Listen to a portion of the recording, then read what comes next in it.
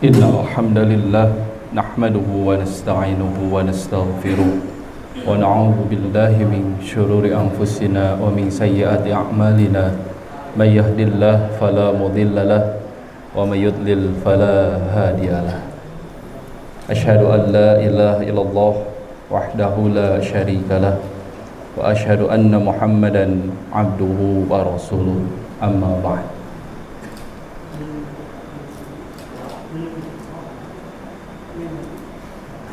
Saya rabu. Ikhwan fillah rahimakumullah. Alhamdulillah, di malam yang kita cari, yang mana memang Rasul contohkan untuk mencarinya di malam-malam ganjil, meskipun mungkin entah dari malam 21 atau baru malam ini, dan kita tidak tahu memang malam yang mana yang ada malam paling mulia, yaitu malam Lailatul Qadar. Ya, kita berharap mudah-mudahan malam itu adalah malam ini, dan malam Lailatul Qadar tidak akan diraih dengan hanya berleha-leha, dengan hanya tadi mengisi waktu dengan hal-hal yang tidak bermanfaat, tapi mengisinya dengan berbagai ketaatan ibadah yang betul-betul bisa membawa seseorang itu pada perbaikan diri. Lebih jauh adalah spiritualitas. Nah, yang diamanahkan kepada saya dalam kesempatan kali ini yaitu tema yang sebenarnya berat, karena kalau ditanya karek gelah seberapa tahun itu berjuang, tapi kudu ngebahas kenaan perjuangan. Namun mudah-mudahan yang menyampaikan, yang pakir ilmu ini bisa menyampaikan ke antum semuanya spirit naon? Semangat. Ya, spirit itu bisa dikatakan, diartikan sebagai semangat atau ruh tentang perjuangan Islam. Bukan sembarang perjuangan, tapi perjuangan Islam. Berbicara perjuangan Islam berarti sumbernya Islam itu adalah Quran dan Sunnah. Berarti harus menggunakan sumber tersebut. Jadi berbicara spirit perjuangan, inilah yang sebenarnya menentukan pasang surut perjuangan yang dijalani. Seseorang bisa merasakan nikmatnya sholat adalah ketika bisa membawa spirit sholat, ruh sholat. Kasebutkeun nikmat sholat teh cenah, margi naon ruhna tos aya. Berarti perjuangan pun sebenarnya nikmat jika sudah sampai tahap ruhnya itu ada di bawah dalam perjuangan. Yang sering terjadi justru spiritnya tidak ada, ruh berjuangnya tidak ada, sehingga berjuang itu seakan-akan hambar. Maka penting sebelum melakukan sesuatu, maka harus diketahui hal-hal yang paling mendasar, termasuk tadi istilahnya ruh dari setiap urusan. Tadi ngaji nikmat teu, lamun teu berarti can mawa ruhna. Gitu. Ayeuna ngaji bakal karasa nikmatna lamun kabawa jeung ruhna. Maka inilah yang ingin ditularkan melalui tadi kajian malam Lailatul Qadar ini. Mudah-mudahan spirit ini bisa betul-betul jadi bekal bagi Anda semua, karena sekali lagi perjuangan tanpa spirit yang betul sesuai Quran Sunnah, maka perjuangan itu sudah disampaikan tadi hambar, dan pada akhirnya Anda sendiri akan berhenti dari perjuangan tersebut. Yuk kita mulai spirit pertama. Yang namanya perjuangan itu spiritnya harus siap berkorban. Jadi lamun berjuang tedaik berkorban, ya jangan berjuang. Karena yang namanya perjuangan itu pasti butuh yang namanya pengorbanan. Di sini saya sampaikan beberapa ayat, yaitu surat Nuh ayat 5 sampai ayat 7. A'udzu billahi minasyaitonir rajim. Qala rabbi inni da'autu qaumi lailan wa nahara. Nuh berkata, ya Tuhanku, sesungguhnya aku telah menyeru kaumku malam dan siang. Siang digunakan berdakwah, malam digunakan berdakwah. Pengorbanannya besar. Namun berarti Nuh dikorbankan sepuguh waktu. Tidak henti-hentinya Nabi Nuh itu berdakwah kepada kaumnya. Tanpa lelah, dia dengan banyak pengorbanan terus berdakwah, meskipun sekali lagi di ayat selanjutnya ternyata pengorbanan yang sudah dilakukan oleh Nabi Nuh, falam yazidhum du'ai illa firara. Maka seruanku itu hanyalah menambah mereka lari dari kebenaran. Sudah berkorban siang malam berdakwah, tapi ternyata hasilnya umatnya malah semakin menjauh. Kumaha tah? Makanya harus matang. Berjuang itu harus siap berkorban. Meskipun tadi hasilna nyawayahna gitu. Harus dilanjutkan. Nanti disambung ya dengan spirit-spirit selanjutnya. Wa inni kullama da'autuhum litaghfira lahum ja'alu asabi'ahum fi adhanihim wastaghshaw thiyabahum wa asarru wastakbaru istikbara. Dan sesungguhnya setiap kali aku menyeru mereka agar engkau mengampuni mereka, mereka malah memasukkan jari mereka ke dalam telinganya. Ketika diajak oleh Nabi Nuh, nu aya kakalah narutupan. Gitu. Kumaha perasaan? Lompat, nutupan. Wastaghshaw thiyabahum wa asarru wastakbaru istikbara, dan menutup bajunya ke mukanya. Tutupkeun. Pura-pura tengah dengeng, ngaleos. Dan mereka tetap mengingkari dan menyombongkan diri dengan sangat. Jadi perjuangan itu berat, pengorbanannya besar, tapi hasilnya belum tentu sesuai harapan. Matakan spirit siap berkorban itu harus sudah ada dalam diri seorang pejuang. Kalau dari awal sebelum berjuang pun sudah tidak mau berkorban, tong waka tadi mengorbankan berbagai hal, ningali respon umat gejo langsung eureun mundur. Tapi yang terjadi, Nabi Nuh secara konsisten 950 tahun, 1000 kurang 50 tahun terus berdakwah. Siang peuting eta teh. Gitu. Siang peuting. Gitu. Lain beurang hungkul jeung peuting. Jadi dunia malamnya pun tidak luput dari ajakan. Antum tadi ngalewat ka dieu ningali meureun loba jelema narangkringnya. Nah, gitu. Jadi lamun kudu disebutkeun ti zaman Nabi Nuh ge geus loba jelema nu resep nangkring peuting. Demikian ka akhirna sami jadi objek dakwah tanpa terkecuali. Dan selama itu sekali lagi pengorbanan yang dilakukan hasilnya tidak sesuai harapan. Maka kalaulah seorang pejuang itu sudah paham bahwa pengorbanan itu penting dan hasil dari perjuangan itu belum tentu sesuai harapan, maka dia tidak akan pernah gentar untuk selalu berjuang. Gitu tuhnya. Jadi seueurlah lamun kedah dikisahkeun mah tentang pengorbanan-pengorbanan yang dilakukan oleh orang-orang sebelum kita, di mana mereka sekali lagi sudah tidak lagi memikirkan diri sendiri, tapi sudah betul-betul murni kumaha carana perjuangan ini tidak terhenti.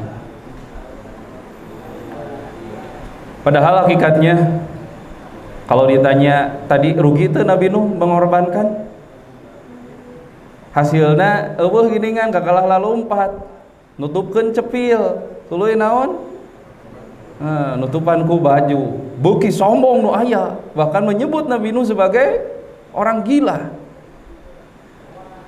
Saya tanya, pengorbanan yang dilakukan oleh Nabi Nuh itu sia-sia tidak? Sia-sia tidak? Ya, itu makanya kita tarik nih gitu ke dalam ayat lain di surat At-Taubah ayat 111 dijelaskan, innallaha ashtara minal mu'minina anfusahum wa amwalahum bi anna lahumul jannah. Sesungguhnya Allah telah membeli dari orang-orang mukmin diri dan harta mereka dengan memberikan surga untuk mereka. Jadi itu pengorbanan tadi disebutkan sia-sia, henteu, itu Allah beli. Ketika Anda berani mengorbankan, sama dengan Anda itu sedang berjual beli dengan Allah. Diri Anda, harta yang dikeluarkan untuk tadi perjuangan, hakikatnya tidak sia-sia. Namun orang tersebut sedang berjual beli dengan Allah. Allah beli semua pengorbanannya.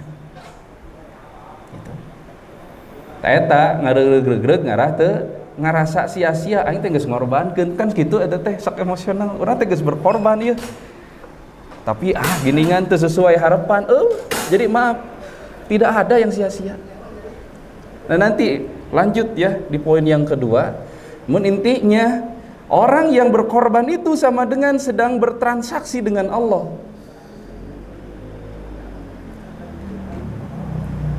Yuqatiluna fi sabilillahi fayaqtuluna wa yuqtaluna wa'dan alaihi haqqa fit Taurati wal Injil wal Quran wa man awfa bi ahdihi minallah. Mereka berperang pada jalan Allah, lalu mereka membunuh atau terbunuh. Itu telah menjadi janji yang benar dari Allah di dalam Taurat, Injil dan Al-Quran. Dan siapakah yang lebih menepati janjinya selain daripada Allah? Tong hariwang, antum berkorban, antum itu sudah bertransaksi dengan Allah. Kalau Anda bisa membunuh, Anda dapat pahala. Ketika Anda pun jadi korban yang terbunuh, Anda tidak mati sia-sia. Anda sekali lagi sudah bertransaksi dengan Allah. Allah mengganti semua pengorbanan dengan apa? Yang lebih baik. Tadi disebutkan bi anna lahumul jannah.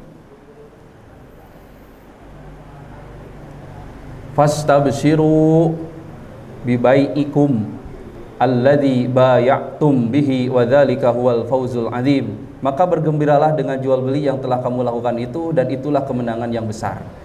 Rek dina kondisi eleh ge teu meunang ge, hakikatnya Anda itu sudah menang. Karena apa? Menang transaksi dari Allah, yaitu surga. Siap berkorban? Rek korban ke naon tuh? Rek korban ke naon?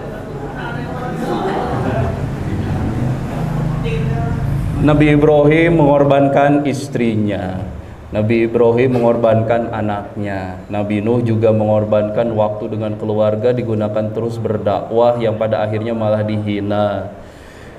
Kemudian pengorbanan-pengorbanan yang lainnya yang banyak dilakukan oleh para nabi, termasuk meureun tadi jalma-jalma nu memang bisa membawa sampai ke keadaan seperti sekarang. Maksudnya jalma-jalma nu baheula berjuang ngarah bisa nanjeurkeun Quran jeung sunnah sehingga kita sekarang bisa nyaman. Itu semua sekali lagi berdarah-darah istilahna gitu. Nepikeun ka tadi matak aya paribasa baheula mah kudu jadi ustad teh sakalian jeung jadi pendekar, nah setiap balik cantang tuh bisa salamet, sok aya anu nu teresep kana dakwah urang pada akhirna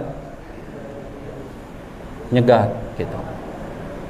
Ayeuna mah pan urang geunahnya dakwah teh geus teu mikir deui sieun aya nu baledo baheula mah keur disampaikeun jual baledo aya batu gitu. Nebikeun ka aya kisahna seunah naon nu balik nebikeun ka teu bisa make sendal da sendalna dipaku. Kacaritakeun aya ustad nu nebikeun ka naon ngojai, naon ngaliwatan walungan. Aya susukan mah tinggal diajelengan meureun. Ini walungan ieu mah gede. Gitu. Semua yang sudah dikorbankan sia-sia? Tidak. Allah mengambil semua pengorbanan, menggantinya dengan surga. Anu jadi masalah kabita teh ku surga. Gitu. Surga beut kabita teh nyaeta da teu katingali, da mun katingali mah pasti pikabitaheun. Moal ngangke-engke. Begitu. Makanya poin yang kedua, ketika perjuangan itu butuh pengorbanan, kemudian hasilnya tidak sesuai, apakah sia-sia? Sekali lagi tidak. Selain tadi Allah menggantinya dengan transaksi, yaitu Allah menggantinya dengan surga, maka di poin kedua semakin menguatkan kembali Allah Subhanahu wa taala berfirman, ma asaba min musibatin fil ardi wala fi anfusikum illa fi kitabim min qabli an nabra'aha dzalika 'alallahi yasir. Tidak ada bencana apapun yang menimpa di bumi dan tidak juga menimpa dirimu kecuali telah tertulis dalam kitab yang ada di Lauhul Mahfuz sebelum kami mewujudkannya. Sesungguhnya hal itu mudah bagi Allah. Di ayat selanjutnya surat Al-Hadid ayat 23, likaila ta'sau ala ma fatakum wala tafrahu bima atakum wallahu la yuhibbu kulla mukhtalin fakhur. Yang demikian itu kami tetapkan agar kamu tidak bersedih terhadap apa yang luput dari kamu dan tidak pula terlalu bergembira terhadap apa yang diberikannya kepada kamu. Allah tidak menyukai setiap orang yang sombong lagi membanggakan diri. Punten, Anda kebanyakan atau kita semua ketika berjuang itu terlalu fokus pada hasil. Padahal urusan hasil urusan siapa? Tos aya katang tosanana di Lauhul Mahfuz. Maka ketika berjuang jangan terlalu berpikir ke hasil. Nah, capek ketika hasilnya tidak sesuai harapan, maka bisa Anda itu pada akhirnya berhenti. Di ayat 23 tadi ditegaskan, lamun urang tuh fokuskan hasil, mau sedih. Nah, dengan berjuang kita itu sudah mendapat kemenangan. Gitu. Rek dina aslina nyaan elege, urang teh geus meunang. Menang naon sekali deui? Balik deui menang naon? Surga gitu. Tah kebanyakan kita itu berfokus pada hasil. Cenah capek ngingetan wae di jamaah harare-hare. Nah ada geus kitu geus kieu carana. Nah ada asa teu dianggap sebagai ketua jamaah. Ngajak mah geus urang teh. Tah kitu lamun urang hayang menang respon anu sesuai harapan. Kembali lagi, oh berarti mohon atos da sagala ge tos aya katam tosanana. Rek sesuai harapan ataupun tidak itu semua adalah sudah ketentuan Allah. Kita jangan terlalu berfokus pada hasil. Termasuk bagi nanti di sini yang mungkin berprofesi sebagai guru, capek lamun hayang nyolehkeun budak. Capek. Nah, sok teu sadar satingkat Nabi wae ngadoa. Robbi habli minas solihin. Doa siapa itu? Robbi habli minas solihin. Doa siapa itu? Nabi Ibrahim nggak doa, wahai Tuhanku anugerahkan kepadaku anak yang soleh. Lamun seug Nabi Ibrahim bisa nyolehkeun teu kudu ngadoa meureun. Berarti apa? Nabi Ibrahim itu menyerahkan urusan, menyolehkan itu urusan Allah. Orang ikhtiar centang tuh hasilnya sesuai. Dan di mana nage ikhtiar mah milih jalan nupang hadena. Sekali deui milih jalan nupang hadena. Sok disebut usaha.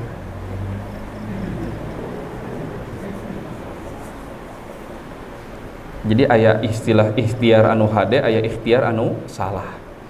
Budak gering dibawa ke dokter.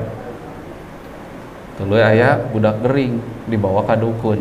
Sarua ikhtiar teh? Sarua, tapi ikhtiarna beda. Aya ikhtiar nu bener, aya ikhtiar anu salah. Ngan sakali deui kumaha lamun ditakdirkeun nu dibawa ka dukun cager.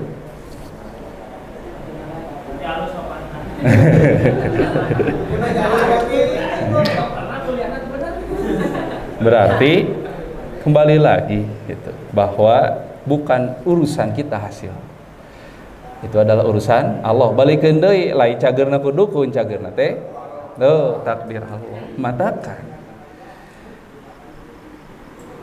capek aslina ngabugulu matak ikhtiar masing hade. Ikhtiar nu hade wae cantang tuh hasilna hade. Gitu kan? Matakan sok tong fokus ke hasil. Dan ibarat anu naon bertanam belum tentu hasil tanamannya melimpah meskipun di tanah yang subur. Aya anu ngatur. Jadi tidak ada yang sia-sia. Maka ketika tadi tidak sesuai, tidak akan terlalu bersedih. Akeun bae da geus katang Tuhan Allah, geus kudu kieu. Gitu. Kan yang salah itu adalah tidak ada ikhtiar. Eta mah sifat jalma anu boga kayakinan naon sebutna teh cenah? Oh, gitu. Jabariyah. Naon cenah Jabariyah teh? Geus we cenah da balikeun sagala rupa ge kumaha takdir Allah tapi teu aya ikhtiar. Aya sabalik ti Jabariyah namana Qadariyah mah naon? Cenah kudu kumaha usaha. Jadi sagala rupa ge ceuk maranehna mah tergantung usaha. Padahal balikeun cantang tuh tadinya usaha teh nangtukeun kanu hasil. Aya jalma boborot gawena capek.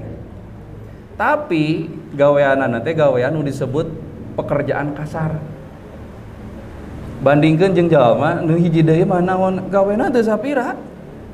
Tapi da memang tadi gaweanana teh boga kelas nu disebut sebagai manajer. Nya. Gawena ribu nu mana? Pekerja keras yang tadi pekerja kasar ya.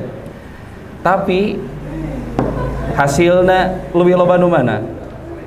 Nya eta teh berarti nunjukkeun yen usaha mah teu nangtukeun kana gitu. Ngan kade ente bisi disalah terjemahkeun. Oh gitu carana mah atuh geus cenah ulangan teu kudu ngapalkeun. Kapan tadi balik deui. Tah anu kitu teh disebutna kalakuan. Urang mah tetep ikhtiar ngan urusan hasil lain urusan urang.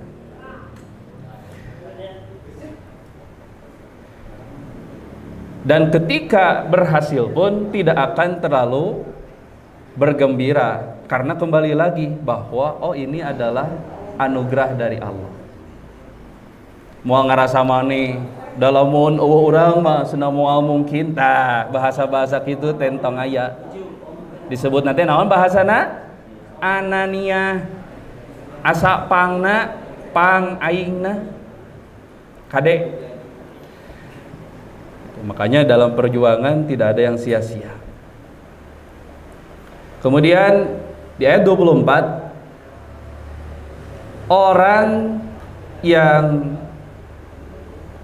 dimaksud di mana Allah menutup ayat 23 dengan Allah tidak menyukai orang yang sombong lagi membanggakan diri, yaitu adalah alladzina yabkhuluna wa ya'muruna an-nasa bil bukhli wa may yatawalla fa innallaha huwal ghaniyyul hamid.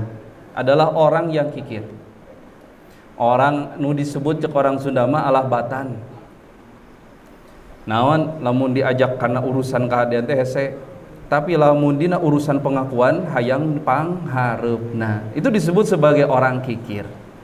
Ari dina kontribusi eueuh, tapi lamun tadi hasilna sesuai dengan harapan, urang ge ngilu, kontribusi aya. Itu disebut sebagai orang yang kikir dan menyuruh orang lain berbuat kikir. Tesok aya dina perjuangan ge nu disebut sok ngahihileudan. Wah cenah geus tong berjuang. Naon capek berjuang mah? Bener gitu? Cenah naon berjuang. Loba nyeri hatena. Padahal manehna henteu ngilu. Nyeri hate henteu. Itu. Tanu kitu disebut orang kikir dan menyuruh orang lain berbuat kikir. Dan nu kikir mah gitu, nu pedit mah. Sekali deui dina urusan kontribusi nihil, tapi lamun dina urusan pengakuan sok panghareupna. Siapa yang berpaling dari perintah Allah, sesungguhnya Allah dialah yang maha kaya lagi maha terpuji. Kembalikan lagi bahwa harapan kita dalam urusan perjuangan adalah kepada Allah. Tidak ada seorang pun melainkan ia, kata Ikrimah, dalam keadaan sedih dan gembira. Lain teu meunang lamun tadi urang berjuang harapan urang teh teu sesuai, sedih pek wae. Lamun meunang gembira pek wae, tetapi hendaklah menjadikan kegembiraan itu sebagai tanda bersyukur. Alhamdulillah, balikeun deui kersaning Allah. Ketika tadi kalah pun tidak sesuai harapan, kesedihan itu adalah sebagai tanda untuk lebih bersabar. Tah gitu. Teu sesuai harapan, biasa sabar. Alhamdulillah menang, balikeun deui. Leuwih bersyukur ke Allah. Yang tidak boleh itu adalah tadi sifat anania. Gitu. Lamun teu ku urang. Moal cenah. Eueuh. Atau menang gitu teh.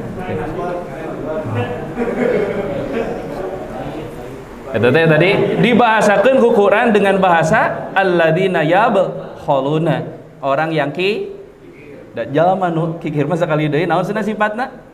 Dina kontribusi nihil, tapi dina pengakuan aya Terus An Suhaibin qala Rasulullah SAW ajaban li amril mu'minin. Rasulullah SAW bersabda, perkara orang mukmin itu mengagumkan. Apa yang membuat kagum? Inna amrahu kullahu khairun. Sesungguhnya semua perihalnya, semua urusannya baik. Walaisa dzaka li ahadin illa li mu'min. In asobathu sarra syakara faqana khairan lahu wa in asobathu darra sabara faqana khairan lahu.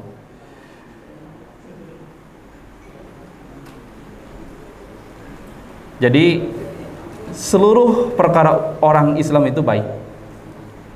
Tidak akan ada cara pandang yang jelek. Tom, ana bade naros. Ari takdir teh aya takdir anu goreng.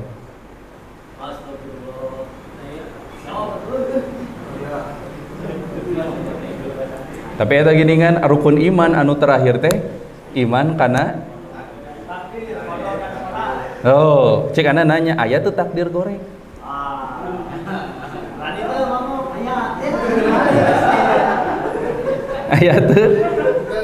Aya teu? Lamun kana keterangan eta mah aya, tapi sekali deui goreng teh ceuk manusia. Hakikatna takdir ti Allah teh semuanya baik. Dianggap jelek itu menurut pandangan manusia. Ketika Allah memberikan musibah, cek manusia goreng, padahal Allah punya maksud yang baik.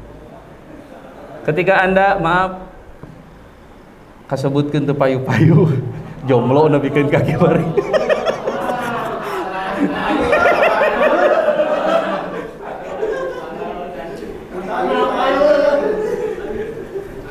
Nah, cenah padahal geus usaha, geus ikhtiar.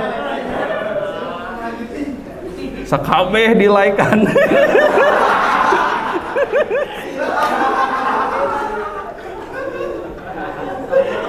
Tapi nah cenah nu nyantol hiji ge cenah. Padahal Allah itu tidak menurunkan sebuah takdir kecuali ada maksud. Maka sekali lagi saresna mah teu aya. Ceuk hawa nafsu urang takdir anu disebut goreng teh saresna mah hakikatna hade. Saya nanya, perang Uhud umat Islam kalah. Disebut sebagai takdir? Takdir jelek, baik.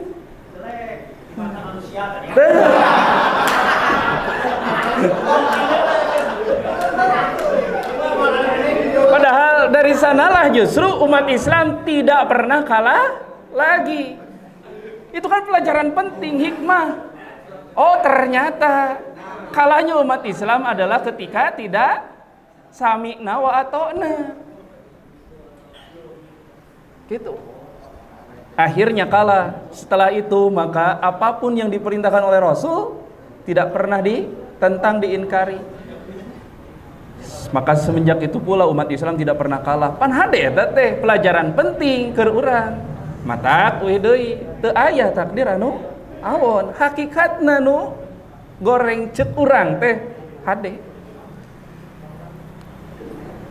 Makanya urusan umat Islam itu kullahu khairun, semuanya baik, tidak ada yang jelek. Dibere musibah, sabar. Dengan sabar maka akan melihat sebuah permasalahan itu bukan sesuatu yang jelek, tapi adalah sebagai sebuah pembelajaran. Dibere kahadean lain asapan aingna anania, tapi justru bersyukur. Hade umat Islam dibere kagorengan sabar, dibere kahadean syukur. Maka ada yang sia-sia? Tidak. Hasil yang jelek, sekali lagi, itu adalah cara Allah mengajarkan kita untuk lebih sabar. Hasil yang baik pun adalah cara juga Allah mengajarkan kita untuk lebih bersyukur. Cek umat Islam anu benar-benar beriman. Nah, lanjut. Jadi sebenarnya perjuangan yang pertama butuh pengorbanan. Ketika berkorban tidak sesuai hasilnya, maka tidak ada yang sia-sia. Nah, sekarang lanjut. Ketiga, spirit yang harus dibangun dalam perjuangan Islam. Selanjutnya perjuangan itu butuh keikhlasan. Tuh, lamun anjeun berjuang tapi teu ikhlas, meskipun di dunia dikatakan perjuangan Anda berhasil, maka di akhirat nihil. Ketika Anda dikatakan di dunia sukses, namun justru nanti di akhirat Anda itu gagal. Mata sing ikhlas. Saya sebut hadis ini lini-lini perjuangan. Hadisnya diterima dari sahabat Abu Hurairah, sami tahu min Rasulillah sallallahu alaihi wasallam. Jadi ada seorang yang dari Syam menanyakan kepada Abu Hurairah, ingin disampaikan sebuah hadis. Maka tadi dia meminta, tolong sampaikan kepadaku satu hadis yang engkau dengarkan, pernah dengar dari Rasulullah sallallahu alaihi wasallam. Qala, maka Abu Hurairah menjawab, "Na'am, ya, sami'tu Rasulullah sallallahu alaihi wasallam yaqulu."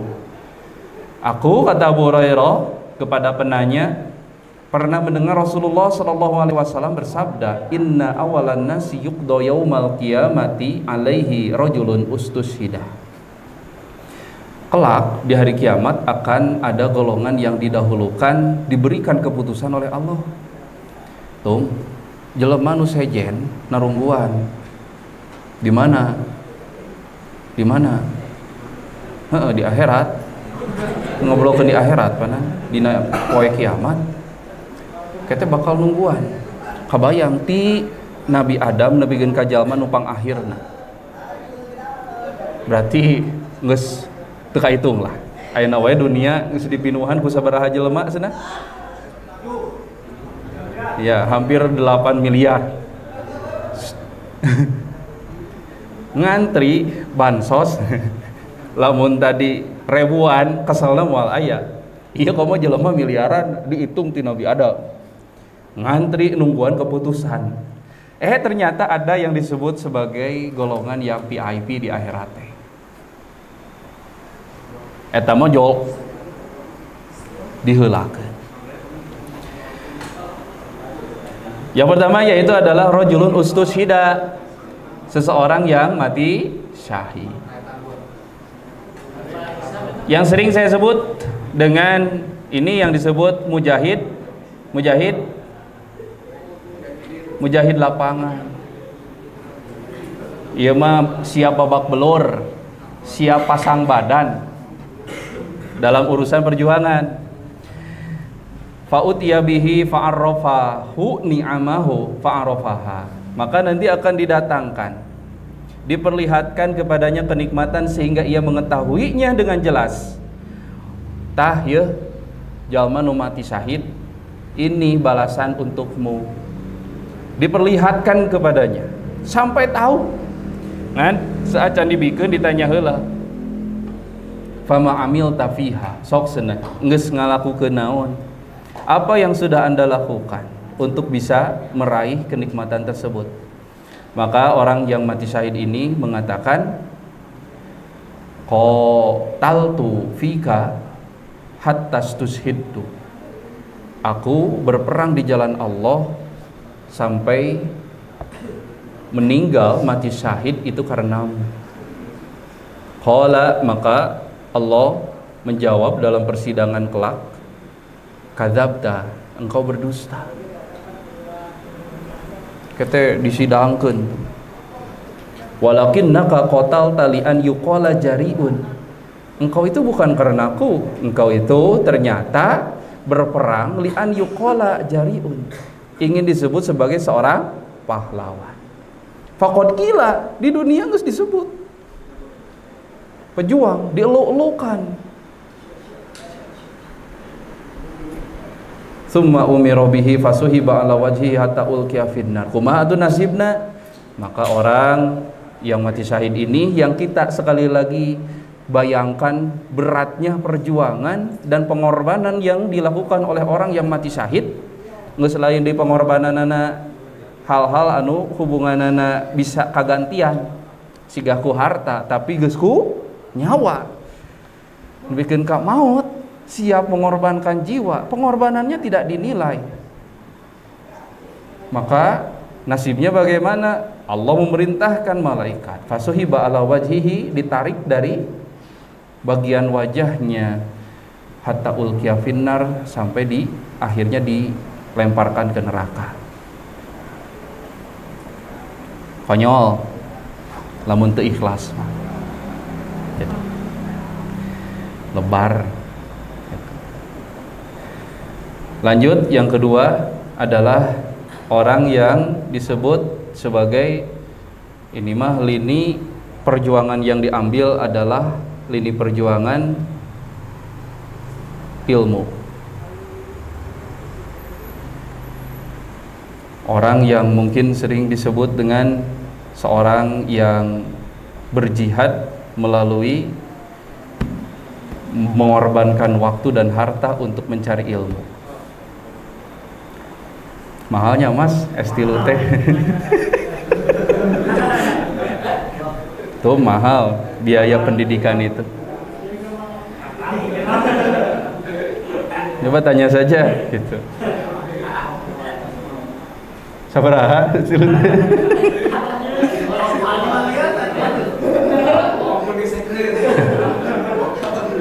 Ongkosna, bekalna, can tadi biaya pendidikannya, can biaya lainnya gitu. Apalagi yang sudah berumah tangga ya, can kudu tadi biaya keur meuli kunci panto, itu semua diperhitungkan. Artinya beureun kunci panto matak diijinan nebikeun ka dianterkeun dina lawang panto, engke pas balik deui dibukakeun teh da pasti eta teh aya naon? Aya pengeluaran khusus untuk Kunci panto. Pan geus nunggu sebuah panjikan. Sekali deh.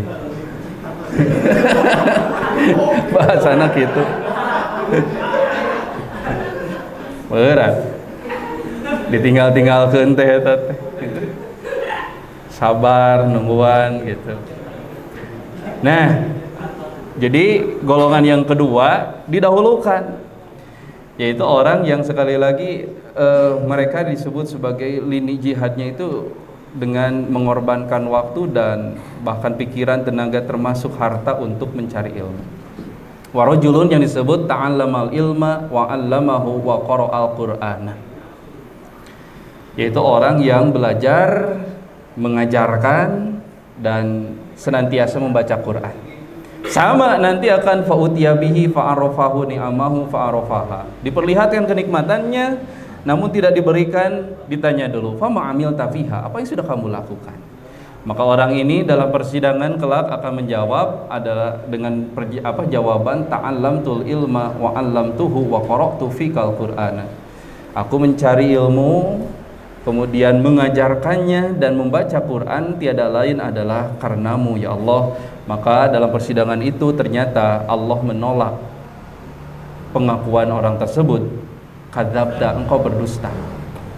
Walakinnaka ta'allamtal ilma liyuqala alimun, engkau itu bukan karenaku, engkau mencari ilmu ingin disebut sebagai alimun, orang yang alim, orang yang berpendidikan tinggi, orang yang disebut saintis, ilmuwan, cendekiawan.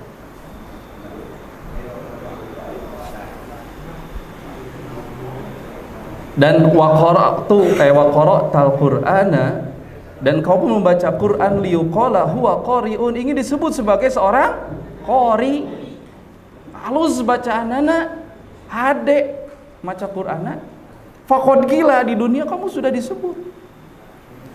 Maka sama nasibnya, naon di dudut dina palebah beungeutna dialungkeun kana neraka. Sekali lagi apa? Konyol. Kalau di dunia, iya, dia berhasil mendapatkan pengakuan, tapi di akhirat tidak diakui, pengorbanannya pun tidak dinilai.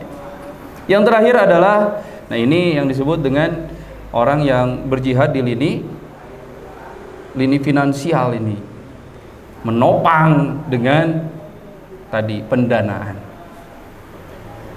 Nah, disebutnya dalam hadis ini warajulun wasa'allahu alaihi wa a'tahu min asnafil mali kullih, adalah orang yang Allah berikan keluasan dan Allah memberikan dari berbagai penjuru harta, seluruhnya peluang hartanya itu diberikan kepada orang tersebut.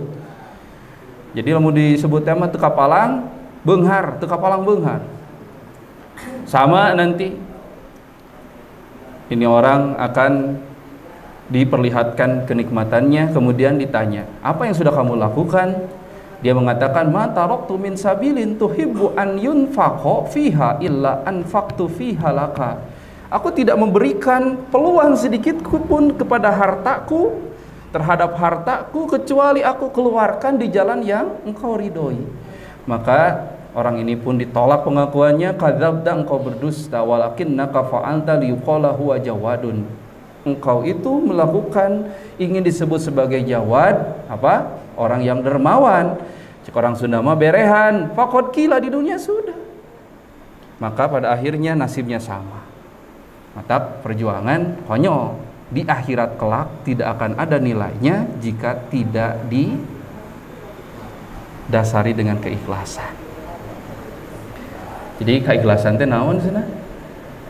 Ikhlas teh tina kholah sobanan murni.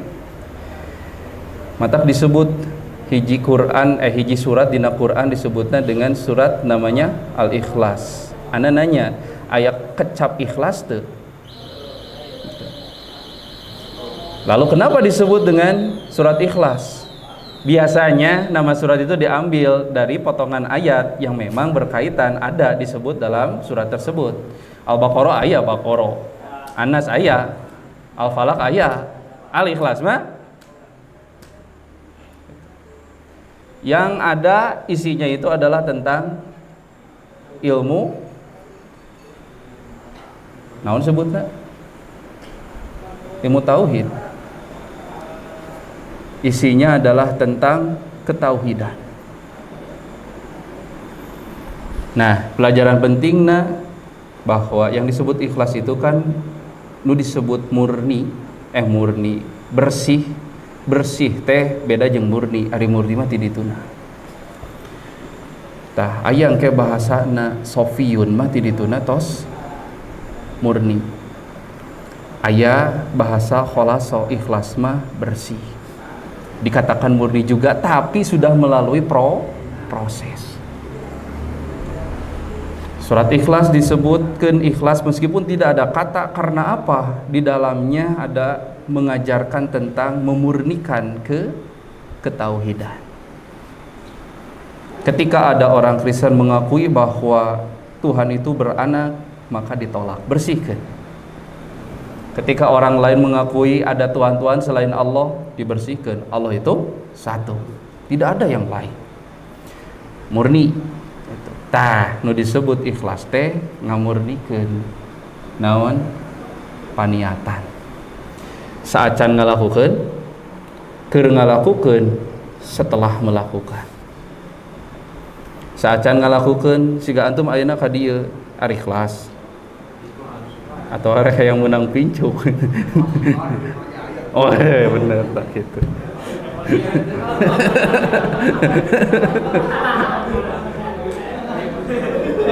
Nges di dia ikhlas, tak kade kudu dijaga. Justru berat gitu. Geus ngalakukeun teh sakalapeung sok aya naon aya perasaan ingin diakui. Setelahnya, setelah melakukan kebaikan tong sok disebut-sebut. Kamari peuting mah urang mus iya ulah yeuh. Gitu. Entong. Tah eta nu disebut ngajaga keikhlasan teh. Saacan ketika melakukan dan matak can bisa disebut jalma ikhlas lamun tadi ngajagana saacan jeung keur hungkul. Tah kadang justru teu sadar sok disebut-sebut ke urang. Meskipun urusan hate mah urusan urang jeung Allah. Tah gitu. Lanjut yang keempat, spirit yang harus dibangun dalam perjuangan itu butuh kesabaran. Perih yang berjuang teh sakapeung mah naon teu dianggap. Kadang mah perjuangan teh sok mendapatkan ketidaksesuaian. Sok kadah naon sok pajarkeun kieu. Asup ka pemuda urang teh yang berjuang kakalah meunang ka teu geunah. Mata kudu sing sabar, dan memang perjuangan itu akan jauh dari tujuan kalau kesabaran itu hilang.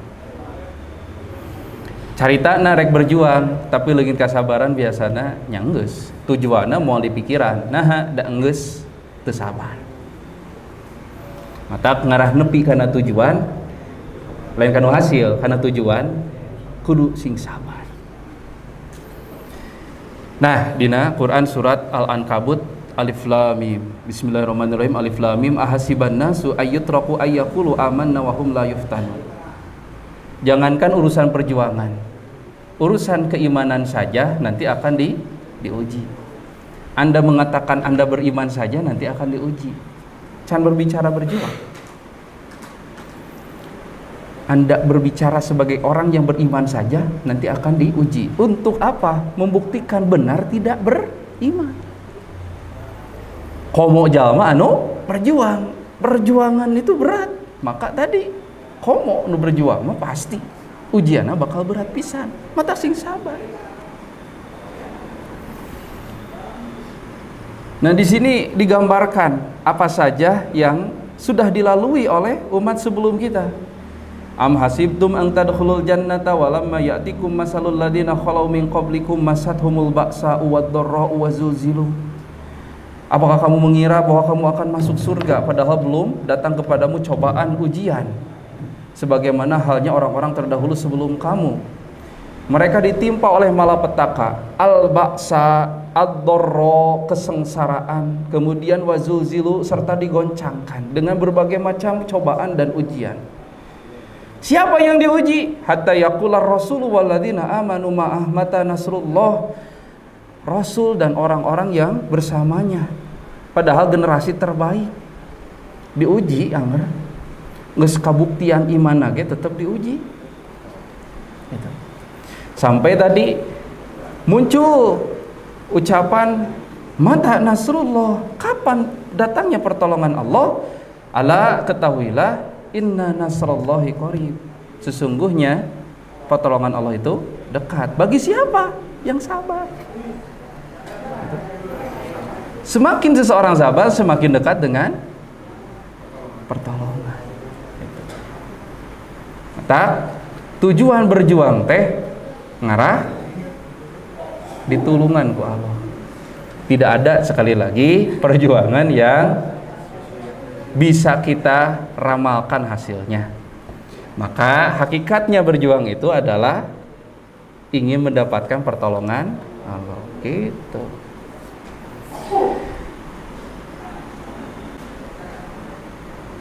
Nah, kalau berkaca kepada perjuangan sebelum kita, kesabaran yang kita alami untuk menjalani perjuangan sebenarnya sepele. Coba lihat dalam hadis yang diriwayatkan oleh nanti Imam Bukhari ya, dari Khobab bin Al-Art, qulna, kami bertanya kepada Rasulullah SAW. Ini terjadi ketika Rasulullah bersandar di Ka'bah, di dinding Ka'bah. Kemudian Khobab mendatangi. Kondisi Khobab adalah sebagai seorang budak yang selalu disiksa oleh majikannya karena dia beriman. Maka ketika mengetahui Rasulullah ada, dia segera mendekat dan dia bertanya, ala tastansiru lana, kenapa engkau tidak menolong kami? Ala tad'ullaha lana, kenapa engkau tidak mendoakan kami? Jadi, wahai Rasulullah, engkau ketahui sendiri bagaimana penderitaan yang kami rasakan. Kenapa engkau tidak menolong kami? Kenapa engkau tidak mendoakan kami? Maka Rasul menjawab, inna man kana qablakum kana ahaduhum yudha'ul minsaru ala mafraqi ra'sihi fayakhlusu ila qadamaihi. Rasul menjawab dengan jawaban seperti ini, sesungguhnya orang sebelum kamu itu ada yang diletakkan gergaji di atas kepalanya, fayakhlusu ila qadamaihi, digergaji sampai terbelah dua tubuhnya. Rasul mengatakan, la yasrifuhu dzalika an dini, hal tersebut tidak membuat orang sebelum kamu tersebut berpaling dari agama Allah. Wa yumshatu bi amshatil hadidi, kemudian apa? Disisir dari besi. Sampai apa? Ma baina lahmihi wa admihi, sampai terlepas daging dari tulang. Dan Rasul mengulangi, la yasrifu dzalika an dini, hal tersebut pun tidak membuat mereka jadi berpaling dari agama Allah. Apa yang kamu alami Khobab, meskipun kamu itu disiksa dengan siksaan yang tidak manusiawi, kalau menurut kita, bahasa kita, itu tidak seberapa dengan siksaan orang-orang sebelum kamu Khobab. Dan Rasul mengatakan, walakinnakum tastajilun, kamu justru tergesa-gesa. Bersabar. Sing yakin, karena Allah sengaja menguji kamu, ingin tahu sampai mana kesabaran kamu. Semakin seseorang sabar, sekali lagi, maka semakin seseorang itu dekat dengan pertolongan. Maka apa yang dilakukan oleh orang Palestina sekarang itu adalah sebuah hal yang sesuai. Itu. Tong nyalahkeun Hamas dan memang tos diresikoan. Maka tanya masyarakat, adakah orang yang tadi menjadi korban Palestina menyalahkan Hamas? Kan Israel menyalahkan Hamas wae, ayeuna teh ngabombardir teh panan. Ngabombardir teh naon, nyalahkeun we Hamas? Ari masyarakatna nyalahkeun Hamas teh.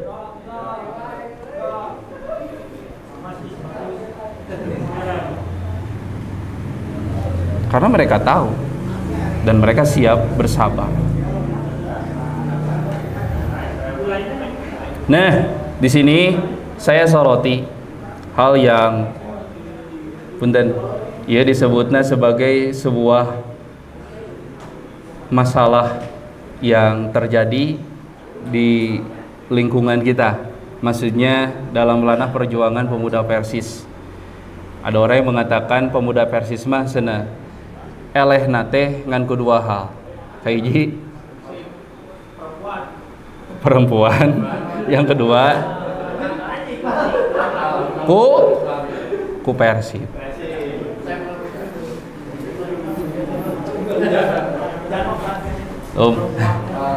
Ini berat ini.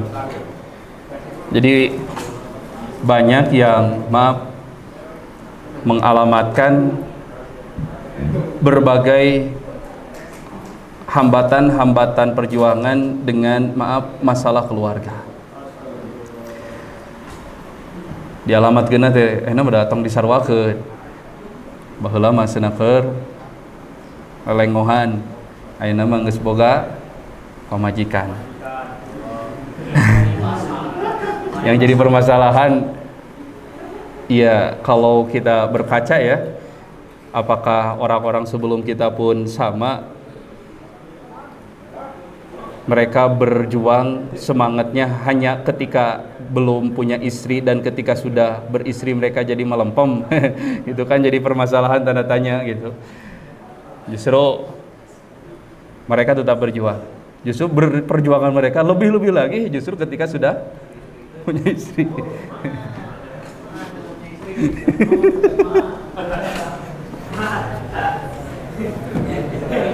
Nah, mata punten, jangan sampai terjadi seorang laki-laki itu harkat martabatnya ada di tangan istri, yang sering disebut dengan suami-suami takut istri.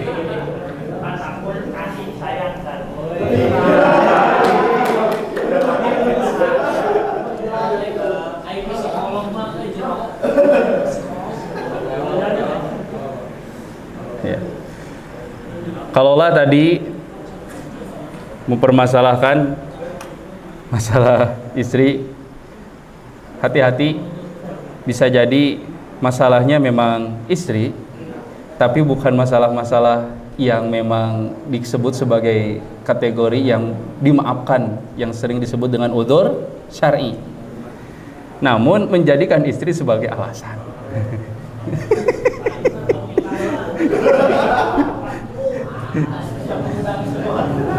Anda sudah pernah nonton film Buya Hamka tidak? Yang sudah melihat, yaitu bisa jadi pelajaran bagaimana Buya Hamka berkorban meninggalkan istrinya, merintis majalah Panji Islam. Nah jadi wayah nanya pan ngaranna oge spirit, bongan di amanahana naon judulna kudu spirit. Justru ini masalahnya, ketika sudah istri jadi melempem kan berarti spiritnya hilang gitu. Nah di sini harus dibahas. Yang harus diketahui pertama, Allah mensifati tipu daya perempuan dengan azim. Jadi tong nyalahkeun teuing naon keayaan, bisa jadi memang kita yang terkena tipu daya. Tapi justru Allah mensifati tipu daya setan dengan lemah. Di Quran surat An-Nisa ayat 76, inna kaidas syaitani kana dhaifan. Mana itu tadi teh? Nah, sesungguhnya tipu daya godaan setan itu lemah. Dan Allah mensifati tipu daya perempuan dengan inna kaidakunna azim. Justru tipu daya perempuan itu berat. Rek indit geus ngalawan setan heula, berarti nya geus paseh heula jeung setan. Batina gitu. Tapi rek muka panto ditanya ke pamajikan rekamana jo hela jo mikir deui 2 kali ya teh nebikeun ka tadi punten. Pada akhirnya harus mencari alibi agar bisa disetujui kalau mau keluar malam.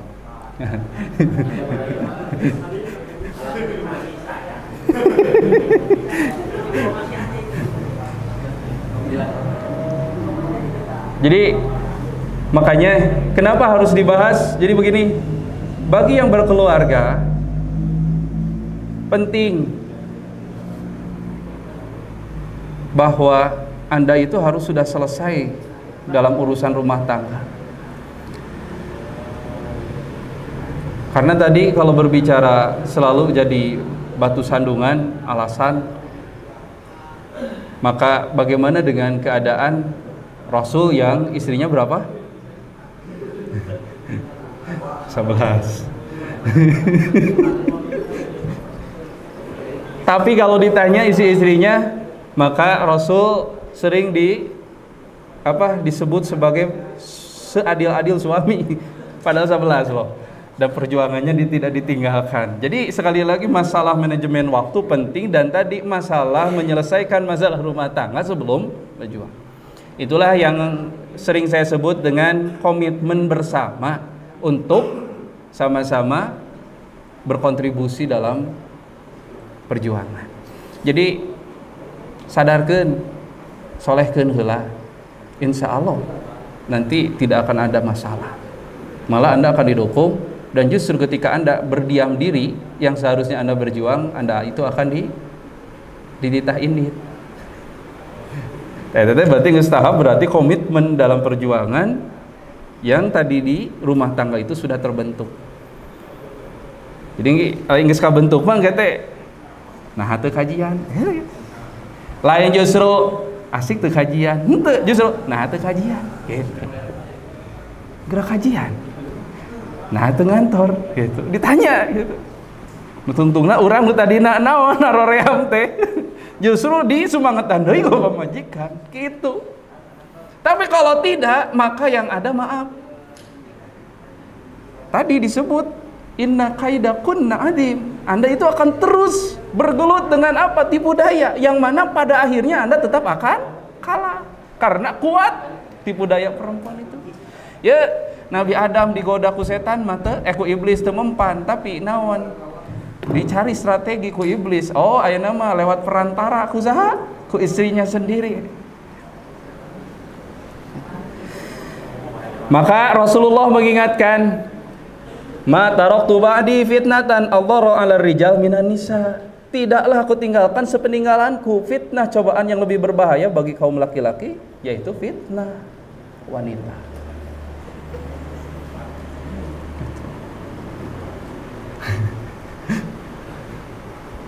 Ngilu kajian yang panggih jeung pemudi.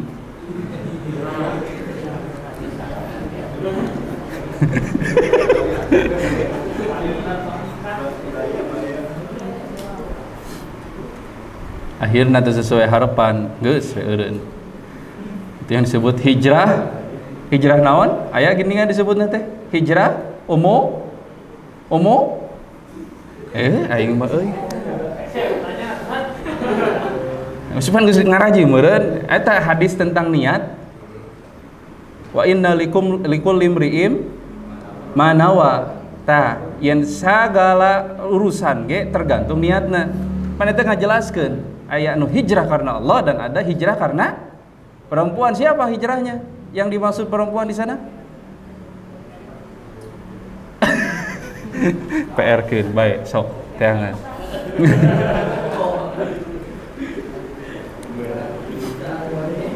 Lanjut, masih hadis ma ra'aitu min naqisati aqlin wa dinin adhaba li lubbir rajul alhazim min ihdakunna.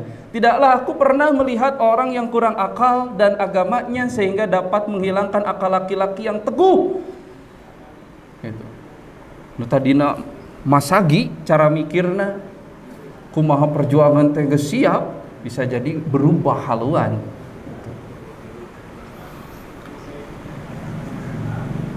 Maka di sini penting diingatkan kembali, di surat Ali Imran pun kan memang Allah sudah memberikan peringkat tentang fitnah-fitnah. Zuyyina linnasi hubbus syahawati, yang pertama minan nisa. Peringkat pertama itu fitnah paling besar bagi laki-laki adalah wanita. Tak berat kade kudu sing sabar. Matakannya ngajarkan kesabaran, mohon. Dengan kesabaran nanti mereka pun akan belajar sabar. Tapi lamun teu disabaran justru sabalikna. Kudu sing sabar, berat. Nya. Gitu. Dibikeun ka aya di dieu nu berjuang wae, dibikeun ka pohon ika sing sabar. Lain teu payu, tapi can waktuna we. Ada orang yang belajar terus-terusan sampai lupa, akhirnya dia kasebut naon rada kolot nikah keun teu naon sing sabar. Da dipaksa-paksa ge ari can waktu nama mau bisa. Dan yang terakhir ya, spirit perjuangan yang harus dibentuk dalam diri kita jika kita ingin menjadi seorang pejuang, yaitu ya perjuangan itu butuh kesatuan. Jadi tak ayeuna mah geus waktuna kudu ngaji rasa. Saya ingatkan kembali tentang apa namanya moto perjuangan kita, satu rasa, satu suara, satu usaha. Tadi dia tuh da moal bisa ngahiji ari sarila naon hatena teu bareres. Kumaha maksudna? Mohon di urang teh ongko berjuang tapi sok silih gisik, sok silih siku. Cing cirining naon masih keneh aya katumpakan ku kepentingan, sehingga anu ngahalangan teh sok di anu teu sesuai jeung kahayang teh didudut, di sundar sindir. Mata penting ngarah ngahiji teh kudu kumaha, di dieu kudu mulai ngaji rasa. Dimimitian ku satu rasa. Maksudna nyaeta kudu ngahijikeun rasa ku naon? Ku akhlakul karimah. Kumaha carana nya tadi? Sok di perjuangan nu sarua-sarua naon sarua berjuang teh kudu silih bisa naon mere sifat akhlak anu hade, ngarah sarua resep nyaman tentrem di dina perjuangan. Mulai dengan apa? Ya, dari pertama ucapan. Tong nyalah-nyalah penting batur anu pundungan, geus mah apal pundungan ku urang sok disindiran. Tah berarti urang nu teu bisa nempatkeun. Sakirana jelema teu pundungan mah nya teu naon sok we. Ngan sakirana nincak anu pundungan, urang kudu nempatkeun, kudu bisa ngaji rasa. Tong sok sundar sindir. Nah, di sini penting mengolah rasa, ngaji rasa teh. Naon kudu boga akhlak karimah, ngarah naon urang teh silih ngarasakeun ku akhlak eta teh jadi nyaman berjuang teh. Meskipun tidak ada perjuangan yang nyaman, tapi tadi ku kenyaman insya Allah bakal ngahiji. Gitu. Hartas teh. Pertama, prinsip komunikasi yang harus dibangun. Naon kahiji kadang nepikeun ka jalma tadi teu daek teh dina ucapan.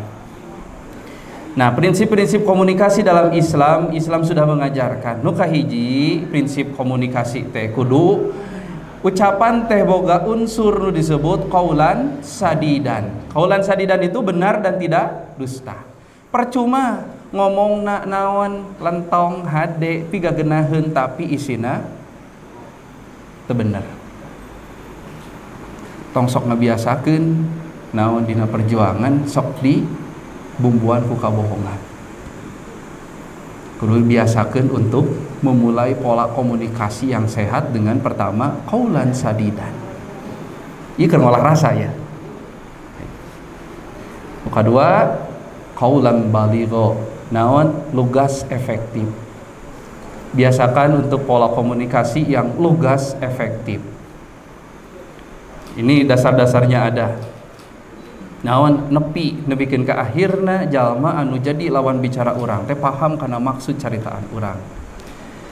Kemudian prinsip komunikasi selanjutnya qaula ma'rufa. Ma'rufa itu kan ma'ruf diketahui. Maksudna tadi hade ceuk budaya. Sok biasakeun nyarita anu bener, anu hade. Qaulan karima, hormat, respect. Ketika Anda bisa menjaga pola komunikasi dengan menggunakan bahasa-bahasa yang menghormati lawan bicara, hakikatna urang teh keur lain ngahormat batur tapi memuliakan diri kita sendiri gitu. Nah panjelema mah dinilai tina naon caritaanana mata naon hakikatna urang nyarita anu karima anu mulia teh urang teh keur ngamuliakeun diri sorangan. Kemudian qaulan layyina tah naon cenah lemah. Nah ini saya sampaikan penting naon. Dina surat Toha ayat 44 Allah memerintahkan kepada Nabi Musa dan Nabi Harun untuk apa? Untuk berdakwah kepada Firaun, tapi pola komunikasi dakwah yang dibangun harus qaulan layyinan, perkataan yang lemah. Kasaha ka Firaun. Firaun teh jelema nu kumaha? Cik atuh jeung naon jeung sesama muslimah kadang misararekeut entong jaga rasa ngarahna hiji anu terakhirnya eta qaula maisura yang mudah dimengerti, memberikan kelapangan pada orang yang jadi lawan bicara. Namun aya kasulit kumaha carana bisa nyampaikan tadi naon ka lawan bicara urang teh ngarahna hampang-hampang ku motivasi nu urang disampaikan lain beuki ngaberatkeun. Tah pola komunikasi ieu teh penting naon dibudayakeun di jamiah urang. Ngarah naon aya istilah sarasa. Sok da muncul bakal istilah muncul militansi ari geus kahatean mah. Nah, rasana geus beunang gitu. Tapi lamun tadi silih seureut, silih naon beubeutkeun, silih nyeri hatekeun moal. Nu aya jadi silih gorengkeun ka dituna moal ngahiji. Nah, da rasana teu kabentuk. Mata tah mimitian ku ngaji rasa. Moal ngahiji caacan ngaji rasa. Lamun geus tah boga tadi rasa dina perjuangan, sama-sama merasakan kenikmatan dalam berjuang, maka insya Allah satu suara pun akan bisa tercapai. Meskipun pasti perbedaan pendapatnya bakal aya kan kayak diselesaikeunna ku musyawarah. Ngarah naon ngajaga naon ngahiji. Madak dina berjuang tong sok mawa karep sorangan, ngambil naon keputusan sendiri. Yang namanya berorganisasi itu sekali lagi kita itu berkumpul berbagai orang dengan latar belakang pendidikan yang berbeda-beda. Mata jelema pasti boga pola pikir masing-masing dihijikeun dina hiji jamiah cantang tu pola pikirna sararua. Tadi dia pentingna musa ngarah naon terus ngahiji. Anu terakhirnya eta usaha nyaruakeun sakali deui jarum hate naon bukti nyata tina naon tadi rasa jeung usaha teh dina rasa jeung sora teh dibuktikeun ku kiprah anu tadi silih rojong babarengan. Flashback kembali ku babarengan segala rupa teh bakal karasa ringan. Tapi ku sorangan bisa nepi kana tujuan, bisa ngan lila kana tujuanana.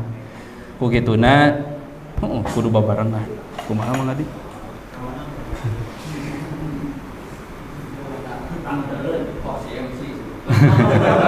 Ngartos ana oge. Ana tos ngaji rasa. Kahartos. So, ku sorangan mah Nabi Nuh ge 850 tahun hasilna teu nihil ngan saeutik. Tapi ku babarengan mah insyaallah Nabi Muhammad hanya butuh 23 tahun bisa mencapai kesuksesan kegemilangan dakwah hampir seluruh jazirah Arab. Jadi itu hayu ayeuna mah. Jadi prinsip-prinsipnya sudah disampaikan. Spirit perjuangan ini harus ada. Nu kahiji cenah spirit yang harus dibangun apa? Flashback deui. Nah, perjuangan mah butuh pengorbanan. Tedaik berkorban maka sama dengan tidak niat berjuang. Nu kadua, perjuangan itu ya, ketika perjuangan itu tidak sesuai hasilnya, ingat bahwa hasil dari perjuangan tidak ada yang sia-sia. Yang ketiga, perjuangan itu kudu ikhlas. Meskipun Anda sukses berjuang di dunia tapi tidak ikhlas, disebut sebagai seorang yang konyol. Berjuang yang konyol tidak ada nilainya. Kemudian yang keempat, ya, perjuangan itu harus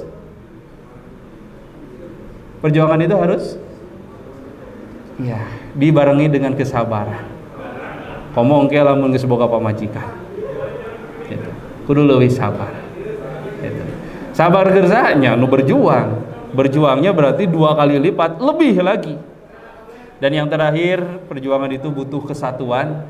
Hese berjuang sesoranganan mah meskipun bisa nepi kana tujuan tapi lila nepina kitu mah ku babarengan insyaallah bakal leuwih karasa ringan jeung gancang nepina.